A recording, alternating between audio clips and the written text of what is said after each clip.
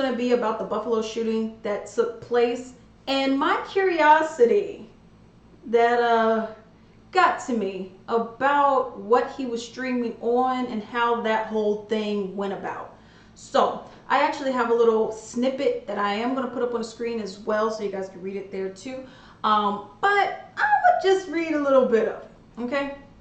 So it said, the Buffalo suspect, a self-confessed white supremacist who allegedly shot, and I don't get this whole allegedly. I get they gotta use it, but we know you did it. Okay, but whatever.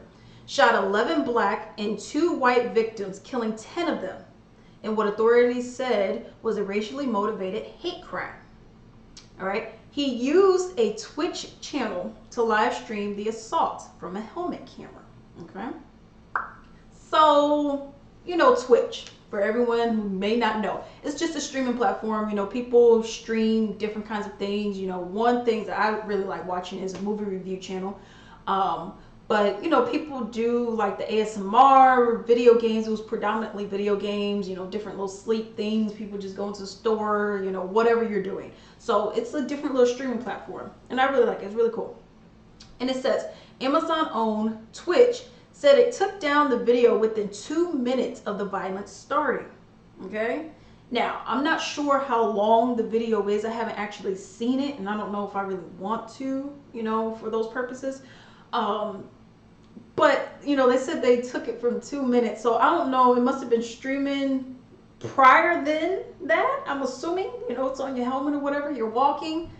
And I don't know what that distance was. Was it 10 minutes, 20 minutes, 30 minutes that, you know, this racist guy was just saying like, oh yeah, I'm going to kill some black people today. And then you waited until he actually did it to be like, oh, we're never going to turn it off. But I'll get into that. It said, but by the time it was already being shared elsewhere, including on Facebook and Twitter. So people took that live stream, or maybe he did it. I'm not sure how people share it that way. And then they put it on a different platform. Oh, Twitch took it out. Okay, we can put it on Twitter. Twitter is taking it out on Facebook. And that's essentially how that was. In a statement issued to the New York Times, it says Twitch's vice president said that, you know, the site's reaction was a very strong response considering the challenges of the live content moderation. So this is where I'm getting kind of conflicted, because you say that, you know, they put it on a different platform, oh this, oh this, oh this. And it kind of goes a little bit into censorship of different little people that I've seen, whether it's like a progressive, liberal, whatever the case may be, whatever you want to call them, where certain posts they make, it'll be taken down. I remember I was watching this one guy's live stream, and I'm sure you guys probably have seen him too. But I was watching this one guy's live stream, and he mentioned, and it was Jackson Hinkle, and he mentioned Joe Rogan's name.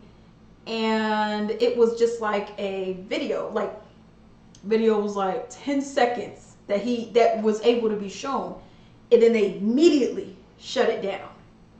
Like, it's not like he was just streaming the whole Joe Rogan thing. It was only a couple seconds, and then immediately shut it down. And they were like, okay, your live stream's done. So this guy, I'm not sure what was said, but if he was saying, you know, F them, F this, I'm going to kill them, da, da, da, da, da, that's not bad. Those aren't trigger words, right? Because, you know, this is all algorithm. It's all people who put codes in, know when to take something off. This isn't a human directly being like, let me watch. Oh, no, he said something bad. Ding, you're done. No, this is all. So hate speech is okay. Okay? Because, you know, I'm sure that wasn't all that he was putting on his Twitch. Okay, so you got hate speech, which is okay. Oh man, once we do the violence, we got to take that out. But talking about violence isn't bad if it's in the right context. But then you have, because it was on other platforms as well.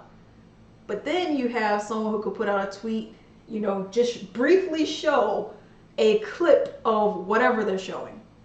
And then your algorithm, your system, your coding, your metrics is like, that one is worse than this, which I find to be very interesting. I don't really get it, But, it is what it is. They were saying that, the guy, who committed this crime and the mass murder, for crying out loud, only about 22 people were actually seeing the live stream, like, as it was going, and then apparently Twitch took it out. But obviously, because it's so mainstream now, because it's a recent thing and it's a tragic thing and it's a crazy scenario, situation that we're in. Millions and millions of people have seen it. But you guys are taking it down so much. You guys are quick to wipe the internet of certain things. But this just slips through. Was everyone sharing it that much? Or were you guys just like, I'll let it go a little bit longer? It's just a lot of weird little algorithm things that they claim it to be. And for me, it's just, I don't get it. I don't get it. You guys want to censor positive information that is being brought out. It may not be happy information, may not be cat and dog videos, but it's positive information, stuff that you need to know. That kind of stuff gets censored. But then you got stuff like here where it's like, okay, well, we're going to wait until he shot somebody. Oh, turn it off.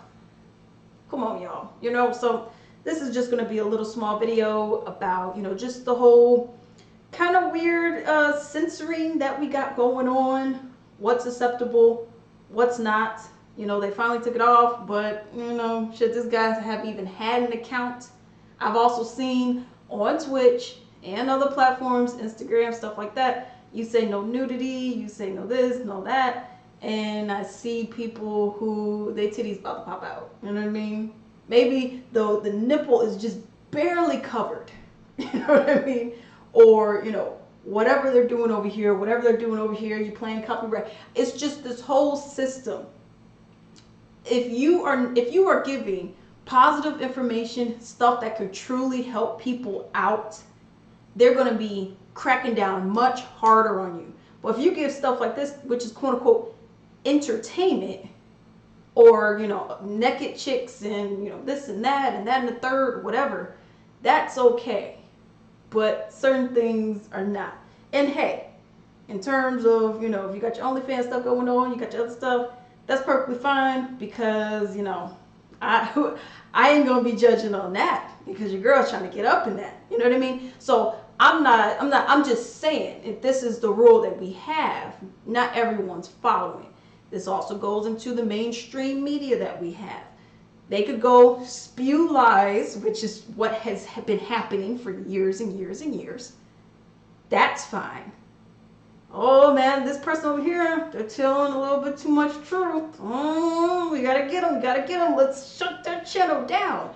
But the person over here, just because they're mainstream, all that, CBS, ABC, Fox, whatever, they're okay. They're in a safe zone. They could lie, cheat, whatever, all they want. That's okay. But you, oh no, we can't do that. That's the problem I have with the social media, okay? That's what I have with all of this stuff. You claim, oh yeah, we're tracking everyone's privacy, blah, blah, and we're making sure. Well, shit, you guys have been checking to see that this guy was writing a 180-page letter, document, saying he was ready to kill black folk? Oh, I'm sorry, that's not important. That's not important at all. Okay, I'm sorry. Anyways, but that's my opinion on this. This whole censorship thing that's going on. You keep your eyes on certain people, but then you turn a blind eye to other people like this. This is the problem that we have. This is why we will continue to have these problems. Those are my opinions on this, and until then.